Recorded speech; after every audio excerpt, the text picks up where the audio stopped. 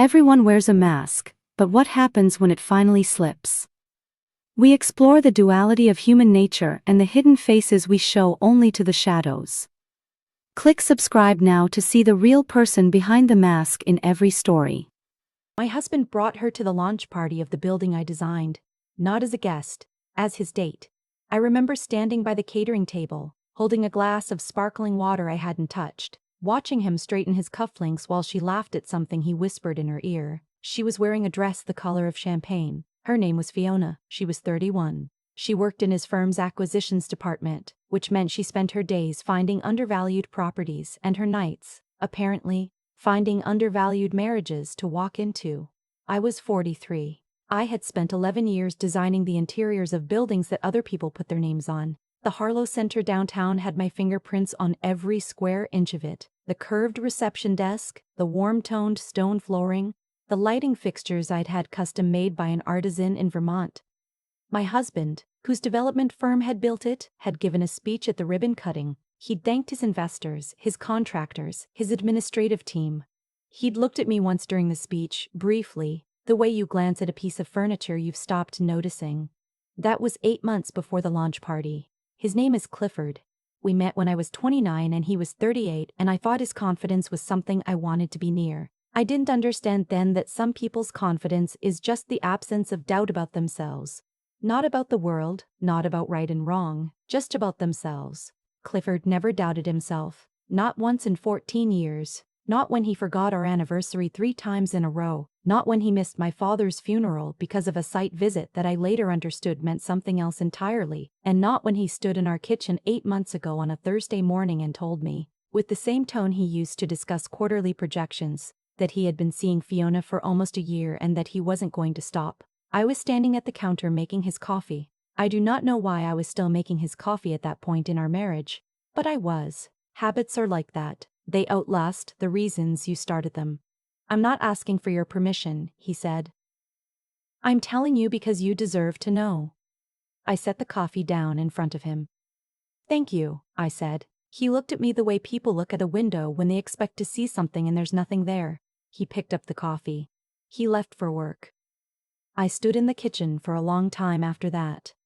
Here is what I did not do. I did not cry. I did not call my sister. I did not look at his phone or follow him or do any of the things that feel urgent when your body is flooded with a particular kind of grief. I had learned, over 14 years with Clifford, how to set certain feelings aside in a drawer and come back to them later. He had called this coldness. I had always known it was something else. It was just self-preservation, plain and simple. You live with someone who runs at a temperature of 99 degrees and you learn to keep yourself cool or you burn. What I did instead was go to my office. I had been renting a studio space on the 4th floor of a building in the garment district for 6 years. Clifford had never visited it.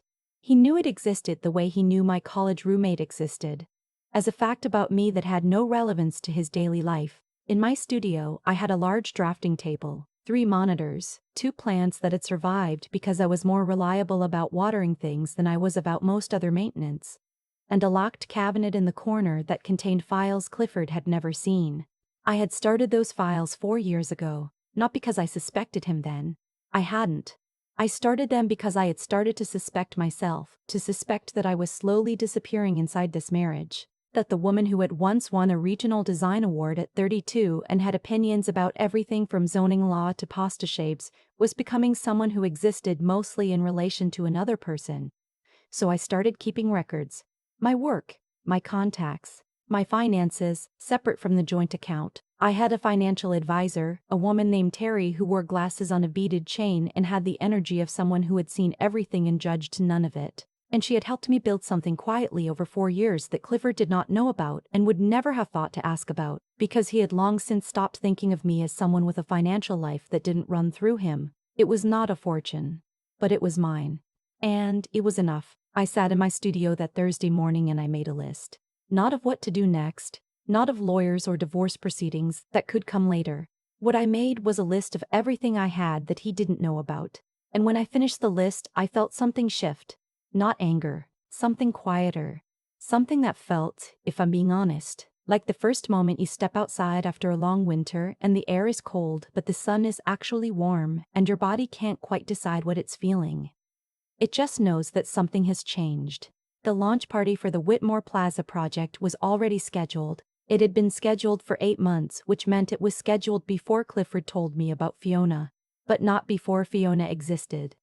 I had designed the interiors of Whitmore Plaza over 2 years. It was the largest project of my career, 14 floors of mixed-use commercial space, 3 residential floors above that. A ground floor atrium that I had fought for in 3 separate meetings with the development team and finally won. The atrium had a skylight. I had picked every tile, every fixture, every square of glass in that skylight myself. Clifford's firm had developed Whitmore Plaza.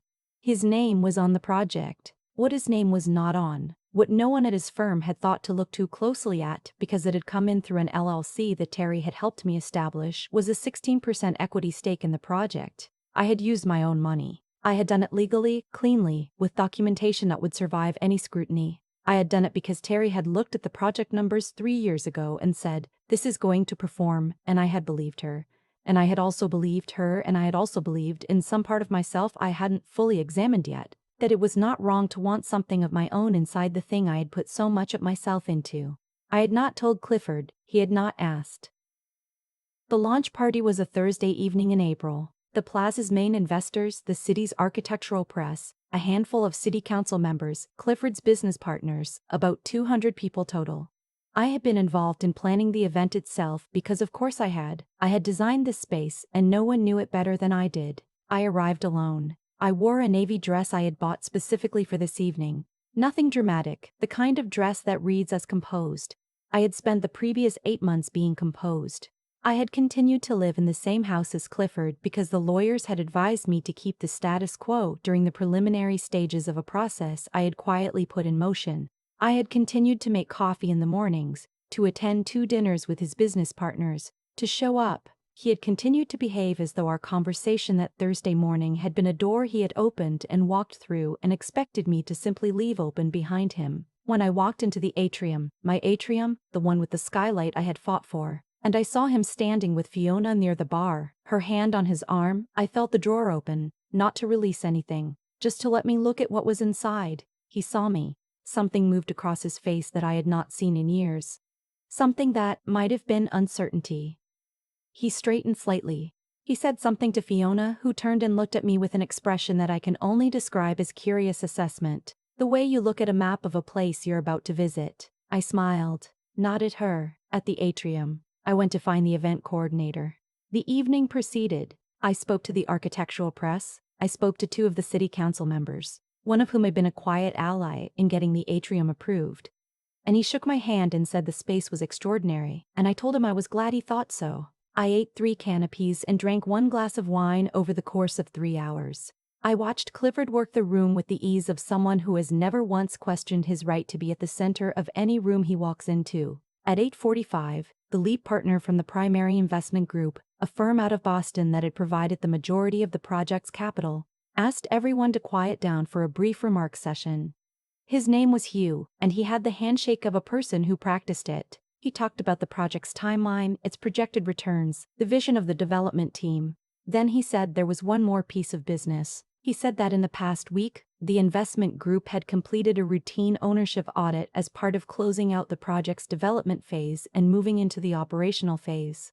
Standard procedure. He said that the audit had surfaced an equity holder the development team had not been fully briefed on, a 16% stake held through an LLC called Meridian Studio Holdings. He said the audit team had identified the controlling party of Meridian Studio Holdings.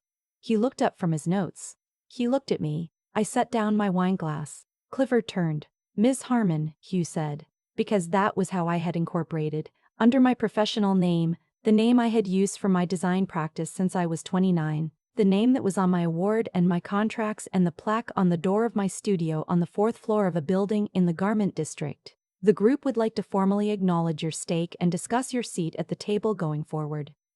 The room was not silent. Rooms with 200 people in them are never truly silent. But I felt the particular quality of attention that comes when a large group of people realize they have been watching the wrong thing. I said, "Thank you, Hugh. I've been looking forward to this conversation. I did not look at Clifford. I didn't need to.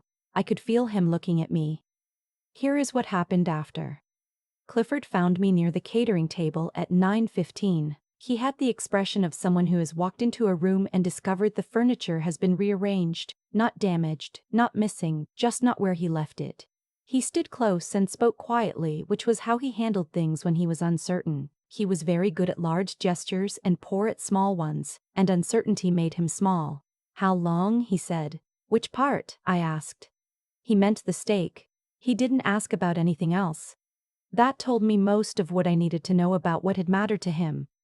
4 years, I said. I watched him process that. 4 years ago we had gone on a vacation to Portugal, the last real vacation we had taken together. And he had talked the entire time about a deal he was trying to close, and I had sat on a terrace overlooking the Atlantic and thought about light and how it moved on water and how I had not felt like myself in longer than I could easily remember. 4 years ago, he was doing the math and I could see him doing it, and I could see the moment he understood that the version of me he had constructed in his mind, the quiet one, the cold one, the one who existed in relation to him, had never quite been accurate. "The lawyers will be in touch," I said. Fiona was watching us from across the room. I looked at her once, directly, and she looked away first. I went home that night and I stood in the kitchen where I had set down his coffee 8 months ago, and I let the drawer open all the way. I cried for about 40 minutes. Ugly crying, the kind that uses your whole face. Not for Clifford, not really. I had been grieving Clifford in small increments for years, the way you grieve a plant you've been watching die slowly. And by the time it's fully gone, the acute grief is already spent. What I cried for was the version of me who had made his coffee every morning and convinced herself that this was love because it had the shape of love. The woman who had sat on that terrace in Portugal and not said anything. The years I had been fluent in his language and had stopped speaking my own. I cried for her. And then I washed my face. I want to tell you something about what comes next, because this is the part that the story usually skips. The part after the dramatic moment. The part where you have to actually live inside the consequences of your choices. The divorce took 14 months. Clifford contested several things and then stopped contesting them, which is what happens when someone's lawyer reviews the documentation and explains patiently that the equity stake was established legally, that the LLC had been properly disclosed in the appropriate regulatory filings, and that the argument being proposed had approximately the same chance of success as a screen door in a hurricane. His words, not mine, though I appreciated the imagery. I moved out of the house in June. I took my drafting table and my 2 plants and the framed print I had bought at a street market in Lisbon that Clifford had always said he didn't understand, and I had always known was not for him to understand. The Whitmore Plaza project, in its operational phase, performed exactly as Terry had said it would. Fiona left Clifford's firm 7 months after the launch party, under circumstances I was not privy to, and did not ask about. I heard this from a mutual acquaintance and I noted it the way you note weather. Information, not significance. My sister, who I finally called in November, said, "I'd been waiting for this phone call for 6 years.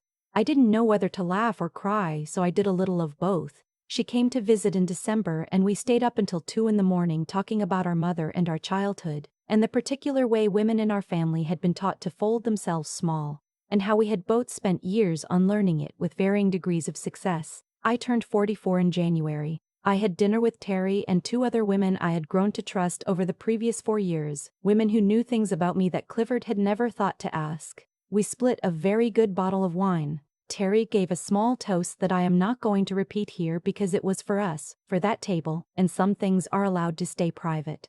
I am still in the studio on the 4th floor of the building in the garment district.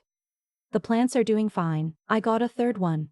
Last month I won a bid for a civic center project in a city 3 hours upstate. The largest project I've ever been lead designer on, start to finish, my name on everything. I stayed late the night we got the call, alone in the studio, looking at the preliminary sketches I had put together for the pitch. The building would have tall windows. There would be a lot of light. I thought about the terrace in Portugal, about the light on the water, about the woman who had sat there and not said anything. I don't think she was weak. I think she was gathering herself. I think sometimes that's what quiet looks like from the outside. Not absence, not coldness, Just the long internal work of becoming someone who knows what she's worth and is willing to wait until the moment is right to say so. She waited long enough. I've thought a lot about what actually happened, not the dramatic part, not the moment Hugh said my name in front of 200 people, but the quiet part. The Thursday morning. The coffee I set down on the counter. The drawer I closed. People want revenge stories to be about the dramatic moment, the big reveal. The look on someone's face when the ground shifts. And yes, that moment happened, and yes, it was something I will carry for a long time.